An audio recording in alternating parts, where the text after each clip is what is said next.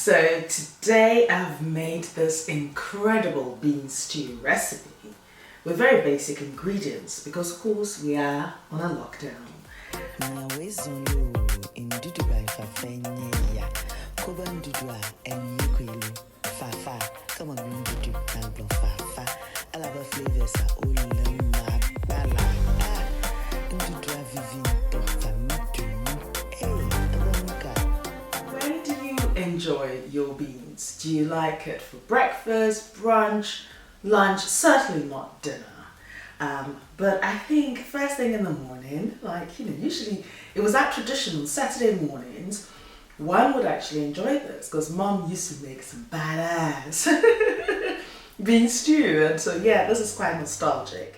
Thank you again for joining Fafa for another experience. Now, to make this simple but equally tasty bean stew recipe, you need to soak your preferred beans. Yes, you can use any beans for this recipe, but I'm using the good old black-eyed beans. If you can soak it overnight, that's best. But for a few hours, if you can try using the lukewarm water, that works equally well. However, when you do plan what you're going to cook, you do cut your cooking time in half because, of course, you can soak this overnight. So to my clay pot, I've added my water. I've transferred or added my washed black-eyed beans to it, and I'm going to bring this to the boil. This will take about 45 minutes, and then it's nice and soft. Now I'm going to share my hack. Number one, how I achieve that beautiful creamy texture that the bean stew is known for. Yes, this is a nostalgic feeling yet again. So grab your asanka, which is the Ghanaian earthen clay pot with internal ridges, and it's wooden pestle. I can't seem to actually remember the traditional names for it. Just leave your comments below and share that. Anyway, I'm going to be mashing this. Yes, half of the beans that's cooked, that is. And then I'm going to move on to making my stew. If this is your first time, you're welcome. Thank you very much for tuning in. Please don't forget to click the subscribe button whilst you're at it and the notification button, which means each time I do upload a video, you are notified of it. Notification gang, me love you. And to my loyal subscribers, you're in my heart forever.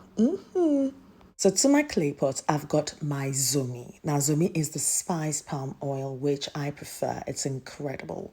And to that, I'm adding my sliced onions. I'm going to gently fry this for about 2 to 3 minutes. And then, of course, I'm going to be doing some infusions.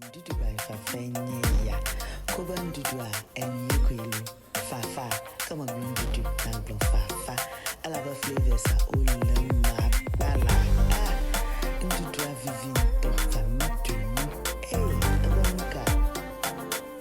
So by now you would know that I'm improvising. So guess what? I have got a tin of sardines, yes, in a rich tomato sauce. I got this tin from M&S and it was 55p for one. So I'll be using 2 tins. Now if you're in Ghana, why don't we support our own girl, Delay Mackerel? Yes, grab one. That is helpful, yes, absolutely. So we're just using, our store-covered ingredients for this incredible dish. Why not? I'm talking about flavors. We have to add our kobe, our salted fish, that is. It adds that umami flavor to the dish. Absolutely. In the absence of that, if you've got some salted anchovies, you can use that. Or a little bit of dawa dawa, which is the fermented locust beans. That works. Or maybe the fish sauce. Just try a few drops, you're gone. Yes, absolutely. So we're just mixing this together, and I think that it's time for me to add my cooked beans. Yes, and I'll be adding the liquid as well. I told you this is not any other food. This is Ndudu by Fafa. If you haven't clicked that subscribe button, I don't even know what you're waiting for now. And the notification button, please do so that when I do upload a video, you are notified of it and you do not miss a thing. So let's mix this bad girl together. And this is where my mashed, yes, beans comes into play.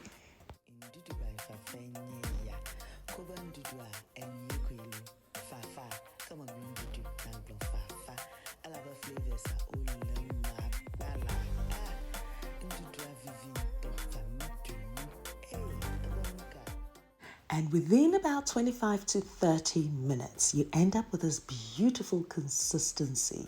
Your bean stew is almost ready. Now I have omitted salt from this recipe. Reason being, I did use the salted fish, which locally is known as Kobe, yes. But equally, you can add your salt to your own personal preference, absolutely. Now, I'm taking this back to that nostalgic way. Okay, so in a separate frying pan, I'm frying some onions that I've added a little bit of salt anyway, just because I want the moisture to come out quickly, but I need this to be golden brown. Because back in the day when you buy the beans from the bean sellers and they scoop through their oil, they do have these burnt bits of onions that the flavor that comes through is just incredible. And I love paying homage and respect to those kind of flavors. So hence, I've done this. I've added a little bit of my green chili and bay leaf, which is optional. Then again, how do you know it's in Ndudu by Fafa? And I think this is just ready for me to add to my stew. Trust me, do this and thank me later.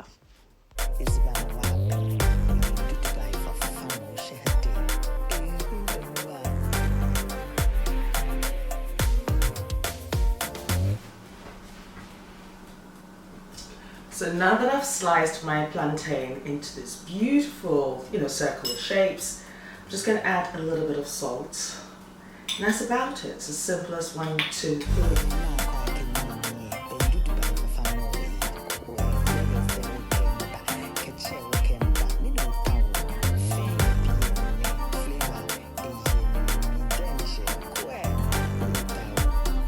So hack number 2. Okay, so you get your avocado. This is optional. If you don't have it, it's fine. But yes, you've just seen how I've sliced it, twisted it, opened it. There you go. But it's important that your avocado is ripe. And then, of course, peel the skin. Some school of thought will say use a spoon. I like to use my fingers, and sometimes it comes off, and sometimes a little bit difficult and fiddly. Then again, look, a little bit of patience goes a long way because I need that surface to look perfect. Reason is, I'm just going to show you how I like to slice my avocado. It's as easy as 1, 2, 3. Is that like my new word? 1, 2, 3. Okay.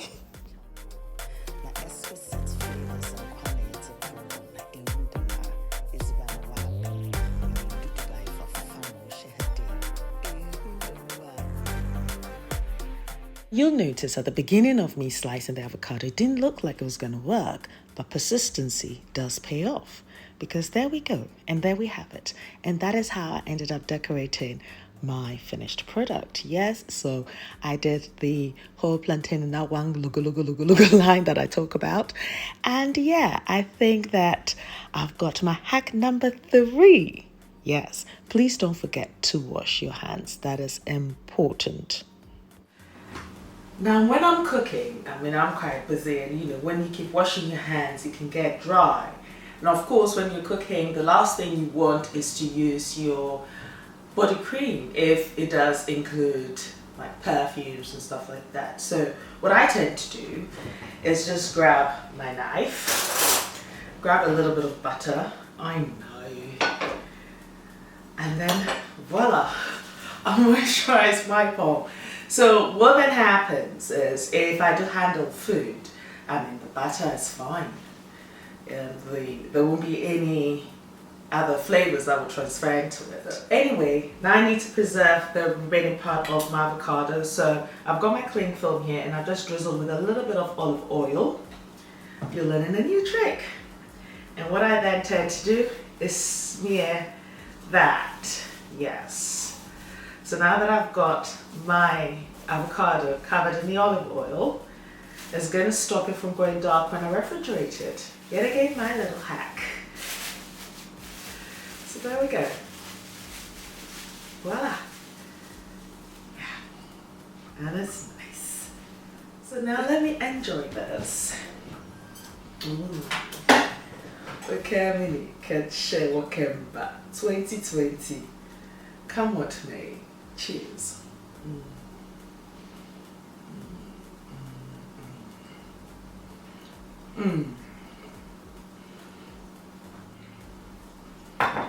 Oh, I love this. Now I'll tell you what I love about this. The avocado really complements this nicely. You've got the chili that's coming through nicely, and also, you know, the burnt onions.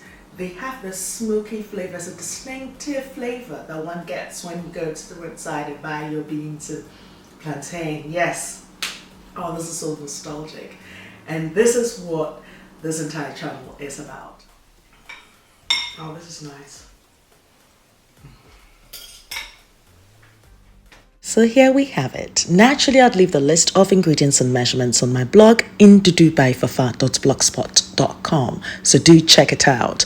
I'm also on Facebook, Instagram, Twitter, and Snapchat as Ndudu. Do pass by and say hi. Norel, thank you very much for my theme song. And until next time, my kings and queens, take care of you. Don't forget to wash your hands regularly. 20 minutes, they say, after every 20 minutes, yes, disinfect your home, boost your immune system, and let's go through this together. And if you're ever going to change, as I always say, change for you. Be a better version of yourself each day. Me love you for you. Peace. See you in my next video.